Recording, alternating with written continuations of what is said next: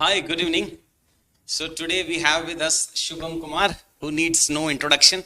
All India rank 1 of 2020.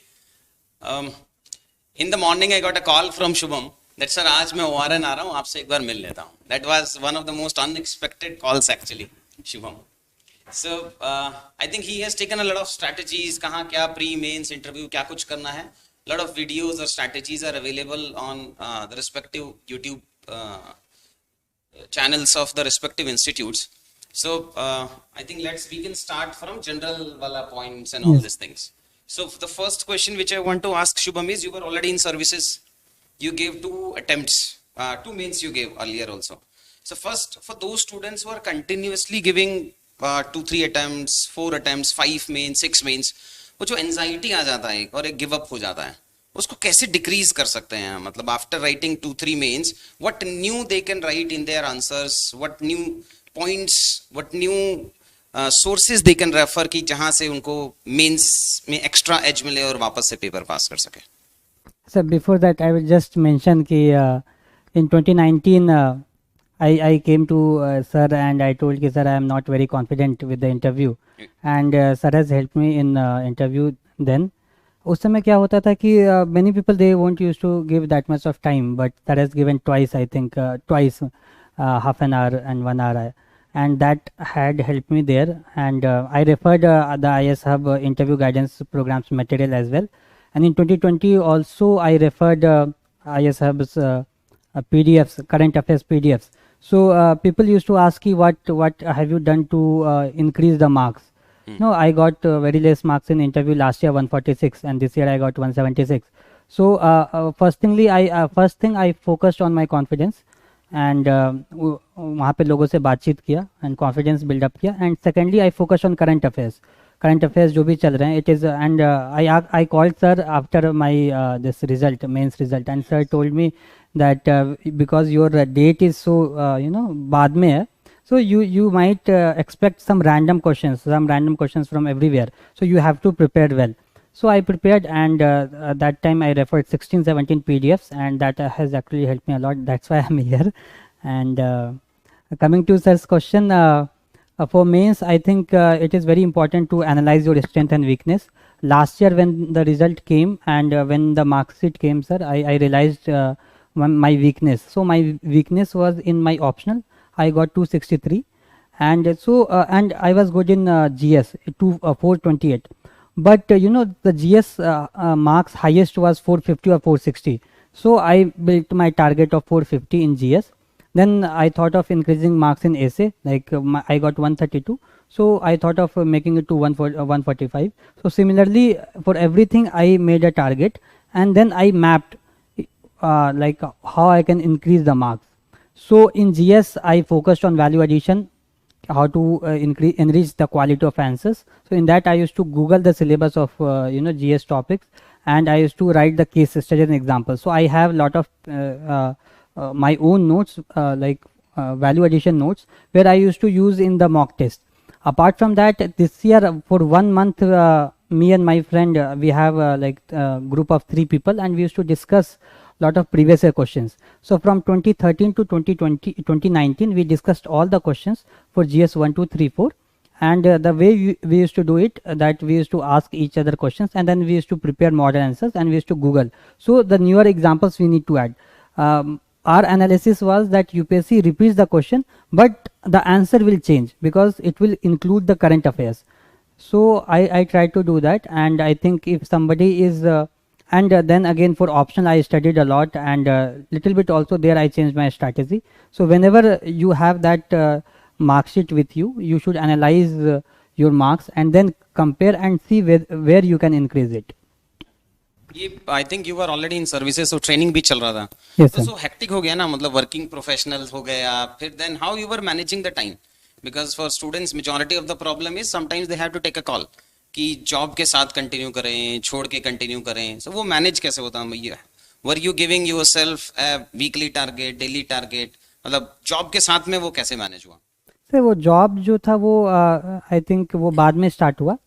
I took leave from Lavasana training 3 months, 2.5 months का हुआ था.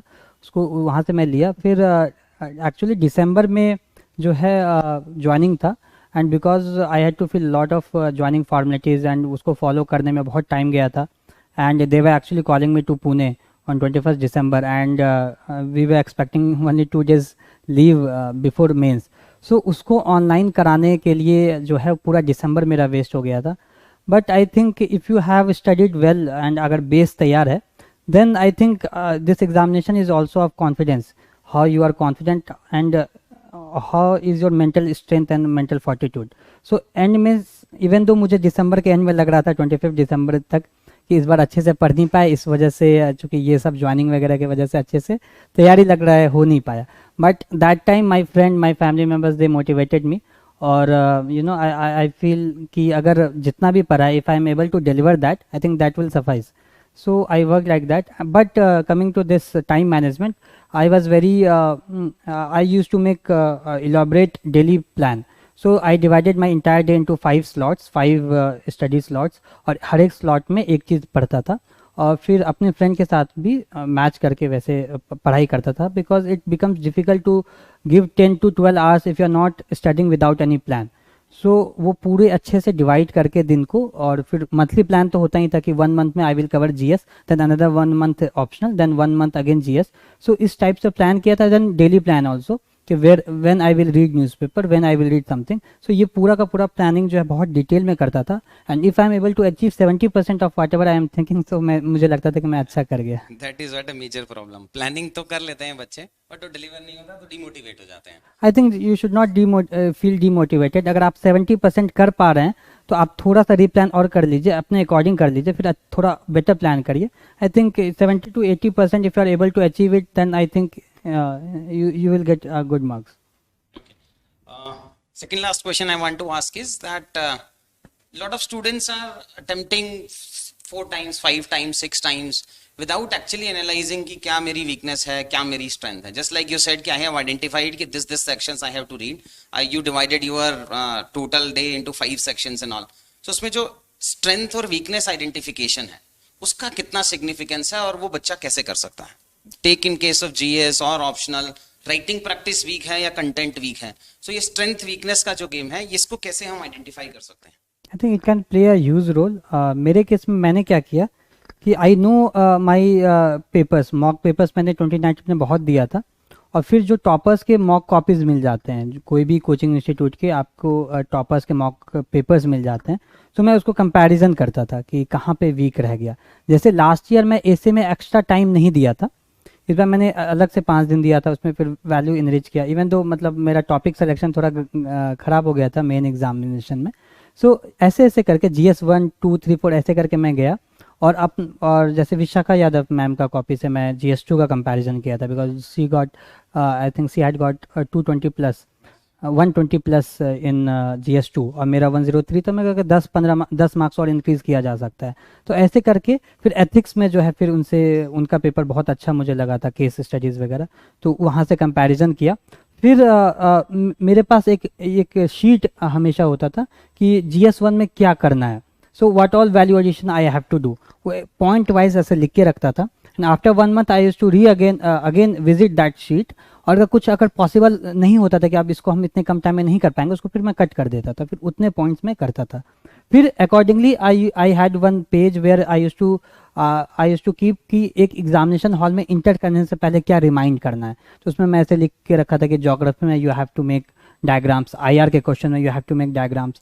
आई was good in diagram, but 2019 में जब IR के क्वेश्चन आए तो मैं डायग्राम्स नहीं बनाए थे, फिर 2020 में लेकिन मैंने बनाए. तो इस तरीके से I think everything you have to plan, और वैल्यू एडिशन करिए और कंपैरिजन करिए अपने फ्रेंड सर्कल में अपने पेपर्स, एंड देन आप टॉपर्स के कॉपी से कंपैरिजन कर सकते हैं. इसकी कुछ सेपरेट लिस्ट भी बनाई थी क्या कि ये एग्जांपल्स मैं लास्ट मोमेंट पे यूज करूंगा, ये केस स्टडीज होंगी एंड ऑल? सो सेपरेट छोटे छोटे notes separate. I think it is very important to make short notes. हर एक पेपर के लिए I had separate notes, and I am sharing it on my Telegram channel as well.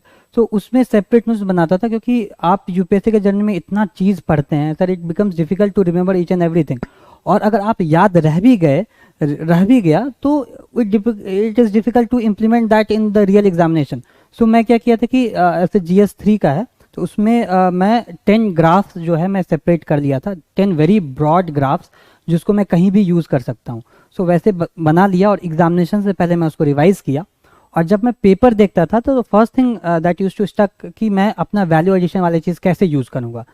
सो उस वजह से क्या होता था कि कोई भी क्वेश्चन आता था, फर्स्ट थिंग कि इसमें कमेंटीज, इसमें डेटा, इसमें फिगर, इसमें ग्राफ कोई है कि नहीं है, या कोई रिकमेंडेशन नीति आयोग या किसी चीज़ का. तो इस तरीके से क्वेश्चन भी अप्रोच ऐसा होता था और फिर नोट्स भी ऐसे बनाते थे. Just 1 or 2 days before the exam revise करना है तो नोट्स बनाना है. हाँ हाँ. That is what so I think sir वो नोट्स भी ना मल्टीपल लेवल में बनते हैं कि अगर जो सेकंड रिवीजन का होगा उसका सेपरेट नोट्स होगा, जो लास्ट डे रिवीजन का होगा और जो एग्जाम के बीच का जो होगा वो अलग अलग नोट्स होते थे.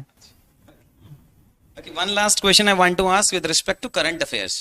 We cannot quantify every time the significance of current affairs. जैसे अगर 2019 का आपने पेपर देखा होगा, Yes. तो उसमें थोड़ा स्टैटिक ज्यादा पूछ लिया, 20 में वापस करंट अफेयर्स पूछ लिया, कभी प्री में पूछ रहा है, कभी मेंस में पूछ रहा है. सो करंट अफेयर्स को कितना सिग्निफिकेंस देना चाहिए बच्चे को, और उसके सेपरेट नोट्स बनाने चाहिए, नहीं बनाने चाहिए, आपने बनाए थे या नहीं बनाए थे? अब मेरा इसमें थोड़ा मिक्स्ड स्ट्रैटेजी था करंट अफेयर्स को लेके. I knew that I can not cover 100% current affairs, that for sure. And एक दूसरा ये था कि जो I can not go wrong with the static part. So ये था कि स्टैटिक पार्ट में गलती नहीं करना है. And if you compare the question of GS in UPSC, then I think the weightage of static is still more. Even if UPSC is asking any current affairs question, it is always link to some static part. So static को अच्छे से किया, फिर current affairs में मैं limit करता था कि इतना मैं कर सकता हूँ, मैं इतना ही करूँगा. And whatever knowledge that I am having in GS या basic, that I will use it to solve any other current affairs question. तो इस तरीके से किया था. नोट मेकिंग के लिए for prelims also I made notes. That was for both. You did both for prelims as well as for For mains. prelims and for mains. Sometimes it becomes difficult for prelims कि सबका आप notes बनाए, लेकिन जहाँ पे मुझे ज़रूरत पड़ा and whenever I felt that I won't read that material again, तो उसके फिर मैं नोट्स बना लिए. और फिर मेंस में तो मतलब हर लेवल पे जो है वो करंट अफेयर्स के भी मेरे शॉर्ट नोट्स होते थे. Okay. I think we'll finish it now. Majority of the strategies Shubham has already shared, and rest of the strategies and his handouts, notes, etc. he will share in the Telegram channel. Yes, sir. He has created his own Telegram channel. We'll share the link to the videos about his Telegram channel. Thank Okay. you. Thank you. Thank you so sir. much.